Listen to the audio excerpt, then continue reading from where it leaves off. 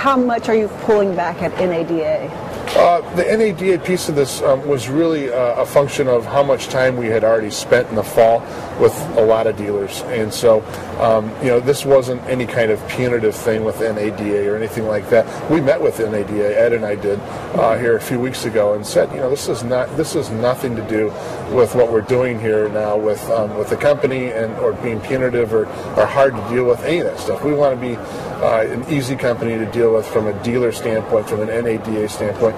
We want relationships there very, very badly, and ones that are good and long-lasting and for a long time. So what we're doing there is a direct reflection, and we are going to be there, by the way. I'm going to be there. Susan's going to be there. We're going to talk to as many people as we can. But to spend the money and do the stand the way we've always done it in the past, it's probably a year that we need to look at that and say, let's spend the time, quality time, and the stand and the display and all that stuff. We're trying to be responsible with the way we spend money. You've not only changed your relationship with your dealership in this year, you've also had a change in your relationship with your UAW. They now are not only your workers, but they're the second largest owners of you. How has that changed your relationship with them? Well, I came into this job fairly recently, so I can't answer for what the relationship was with other people who may or may not be here, but I can tell you that my relationship with them, I started here last week. So I sat down with Ron and Cal. Whoa, that's a whole week now. Yeah, it was a whole week, and I really enjoyed talking to both of them, and we spent a lot of time together because we were working around the announcement of putting the new Avio, the new B car, into Lake Orion here, which is right up the road.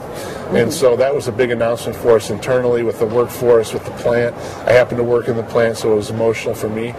So it was really nice, and so that's the beginning of the relationship. So ask me in a couple months, but those are our employees. They're also our owners. I'm a taxpayer. I'm an owner too. So we want this to succeed, and I have the utmost respect for our workforce and our employees, and so I'm excited about that. So you've had some of the largest incentives in the last 60 days or so to sort of get rid of some of the old cars and some of the dealerships, franchises that you no longer own.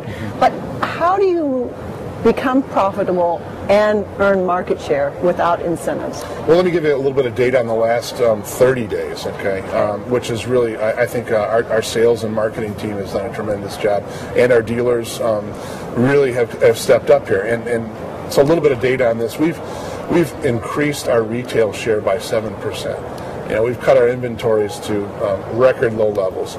We've incentivized the brands that we needed to incentivize. We have, I think, less than 600 Pontiacs left. So we have no inventories left on the brands that we're not going to have anymore. We've also reduced on a year-to-year basis, month-to-month, our incentives by $2,500 in that same time frame. And we've raised the contribution margin and our residual values by $3,300. So that's an impressive turnaround in a month of what we've been able to do as we start to emerge as a new company with the 4 core brands, and we start selling the products that our new products that we just launched. So that's really the data in the last 30 days, which I think that's pretty impressive. So we're really on track here to start the new year, 2010, as the new company with no inventories on aged stock of product that we no longer are going to sell. So we've got a new company. It's pretty exciting. It's a new year. It is a new year. Yeah. All the best of luck to you. Thank you very much. I appreciate it. I appreciate your time today. I appreciate yours. Thank you much. Thank you. Have a great show. Thanks. Thank you.